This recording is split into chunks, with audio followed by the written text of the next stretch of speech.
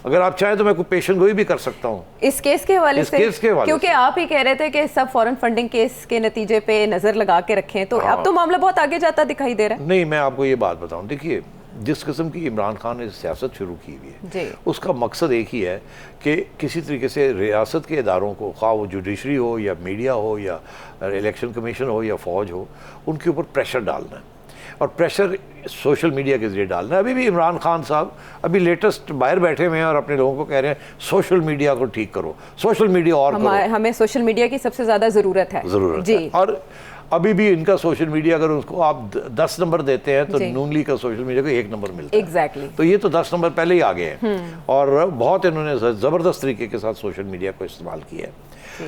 आप देखना ये है कि नून लीग कैसे करेगी इनको काउंटर। अच्छा, खैर वो अलग एक इशू है। तो मैं ये समझता हूँ कि जज हजरात को, इसी केस के जो जज हजरात हैं, दोनों बड़े ज़बरदस्त जजेस हैं, let me tell you this, वो किसी किस्म के प्रेशर में आने वाले नहीं हैं। चीफ जस्टिस साहब और बाबर सत्तार साहब, चीफ जस्टिस साहब अतर मिनुल्लाह साहब और बाबर सत्तार साहब बड़े सॉलिड जजेस हैं। मेरा ख्याल है ये जो उन्होंने फैसला किया है ये ऑन मेरिट किया है कि ये 30 डेज़ वाली लिमिट देना मुनासिब नहीं था।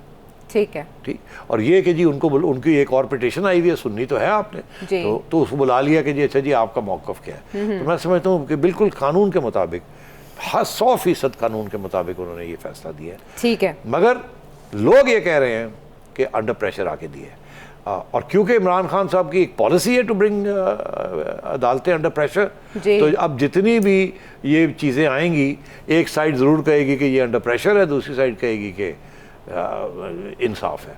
तो ये अब, मगर मैं आपको ये बता दूं कि ये दोनों जज हजरात जो हैं ये बड़े सॉलिड हैं और ये किसी किस्म के प्रेशर में नहीं आएंगे और ना ये किसी किस्म की सियासी सिफारिशें लेंगे। तो इलेक्शन कमीशन का क्या होगा? इलेक्शन कमीशन क्या प्रेशर में आ जाएगा? क्योंकि माजी में पाकिस्तान तहरीक इंसाफ ये कहती रही कि नून लीग इस तरह के एहतजाज से अपनी मर्जी के फैसले करवाती है और इदारों पर दबाव बढ़ाती है। Election commission, chief election commissioner के खिलाफ तो पहले ही फवाद चौधरी साहब, आपको याद है, आजम स्वाति साहब बात कर चुके हैं और अभी वो कह रहे हैं कि नून लीग के कारकुन जैसा बिहेव कर रहे हैं। तो मुतनाज़ हो गए ना चीफ इलेक्शन कमिश्नर? नहीं, मुतनाज़ बना दिया गया ना। देखिए, दो बातें होती हैं, एक आपको ऐसी काम करे जिससे आप मुतनाज़ हो जाए, दूसरा ये कि आपको झूठ फेक न्यूज़ करके आपको मुतनाज़ बना दिया जाए। तो PTI उनको मुतनाज़ बनाना चाह रही है। अब बात यह है, एक तरफ कह रहे हैं कि रिज़ाइन करें, दूसरी तरफ उनके खिलाफ पिटीशन ले गए हैं, तो ये प्रेशर टैक्टिक्स है ना।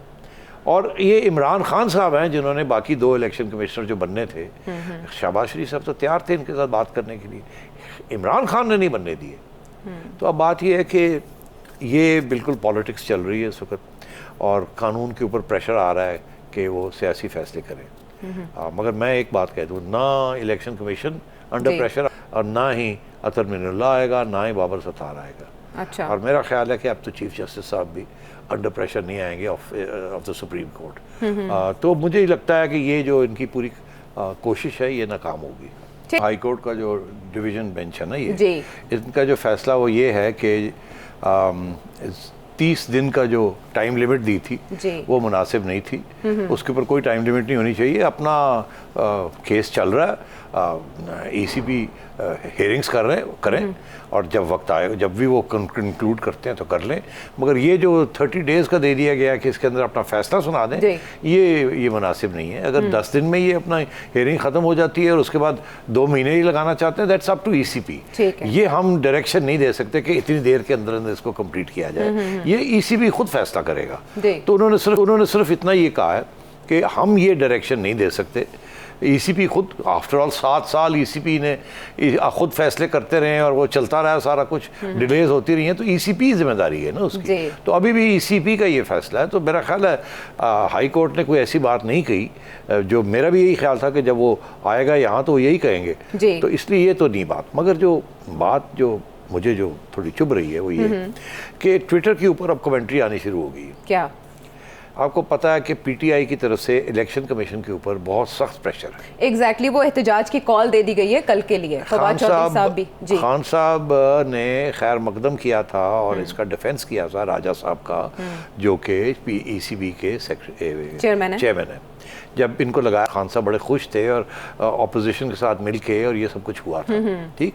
और उस वक्त कहते थे कि इनसे ज़्यादा इंडिपेंडेंट और अच्छा आदमी कोई नहीं। अब उन्हीं के खिलाफ एहतजाज कर रहे हैं और कहते हैं 2-3 बातें एक तो उन्होंने उनके खिलाफ एक पिटिशन भी दायर कर दी है कि इनको तब्दील किया जाए, ये फेयर नहीं है, ये बिल्कुल ऐसी बात उन्होंने कर दी है पीटीआई ने, और आपको पता रेफरेंस है। भेजने के भी जी, और साथ साथ ये भी कि बाहर उनके दफ्तर के बाहर अब धमकियां और धरने देने के लिए उसकी पूरी तैयारी की जा रही है। तो मैं ये समझ रहा हूँ कि ये पीटीआई के प्रेशर टैक्टिक्स हैं। और आपने देखा उन्होंने जुडिशरी के ऊपर भी ठीक ठाक किस्म की तनकीद शुरू कर दी है, ट्विटर के ऊपर जजेस के नाम ले लेके। तो मैं ये समझता हूँ कि इसी तरीके के साथ उन्होंने पाकिस्तान की अफवाज के ऊपर भी नाम ले लेके और तनकीद और काउंटर प्रेशर और ट्विटर के ज़रिए सारा ये प्रेशर पड़ रहा है, और कोई कहीं और से प्रेशर नहीं आ रहा। एक ये, दूसरा ये कि जज साहब ने आज एक और भी बात कही है ना, जज हजरात ने, कि जी वो जो बाकी सियासी जमातें हैं 17 उनको भी बुला लिया जाए, उनसे भी हम बात करना चाहेंगे। अच्छा, और उसके ऊपर भी मैं भी बात करता हूँ, क्योंकि वो भी एक पिटिशन आई है ना कि जी इनके केसेस भी खुल रहे, ये क्यों नहीं, और सबको इकट्ठा करके देखा जाए, ये पिटिशन। ये शहबाज गिल साहब का ट्वीट था कि इस्लामाबाद हाई कोर्ट को तमाम पार्टीज की फंडिंग का फैसला एक साथ करने का हुक्म एक बेहतरीन फैसला है, कि इस्लामाबाद हाई कोर्ट ने ये कह दिया। ये झूठ है। अच्छा, इस्लामाबाद हाई कोर्ट ने ये नहीं कहा, और मैं अब चाहूँगा कि अगर मेरा प्रोग्राम सुन रहे हैं, नहीं सुन रहे, तो मैं तो ट्वीट करूँगा ही करूँगा। और अब इस्लामाबाद हाई कोर्ट को गिल साहब को बुलाना चाहिए और पूछना चाहिए कि हमने तो ये फैसला नहीं किया, आपने क्यों ये फेक न्यूज़ चलाई है। दरअसल जो उनका फैसला है, जो मैंने पढ़ा है, हो सकता है फिर मुझे गलती लगी है, तो अदालत को चाहिए क्लियर कर दें ये बात, या मैं सही कह रहा हूँ या गिल सही कह रहा है। वो क्या है, अदालत ने ये कहा है कि 17 तारीख है या 17 तारीख को उन्होंने सारी सियासी जमातों को तलब कर लिया, और ये नहीं कहा कि अपना रिकॉर्ड लेके आएँ और आप हम इन्वेस्टिगेट करेंगे। अदालतें इन्वेस्टिगेशंस नहीं करती आयशा, इन्वेस्टिगेशन ईसीबी करती है। उनको बुला लिया उनका मौक़िफ़ पूछने के लिए कि जी ये कह रहे हैं कि आपके जो केसेस हैं फॉरेन फंडिंग के या फंडिंग के या आपके एक्सपेंसेस के, इनको भी उसी तकाजे में देखा जाए, बैलेंस में देखा जाए जिसमें हमारा देखा जा रहा है, और सबका एक ही वक्त फैसला किया जाए। तो आप क्या कहना चाहेंगे इसके ऊपर? तो उनके सिर्फ मौक़िफ़ पूछा है, उनके ऊपर और कोई उन्होंने नहीं कहा कि ये लेके आए या वो लेके आए, सिर्फ उनको बुलाया है कि जी ये कह रहे हैं, आप अब आपका क्या मौक़िफ़ है। तो अब बात ये, उन्होंने सारी पिटिशंस को इकट्ठा कर लिया है।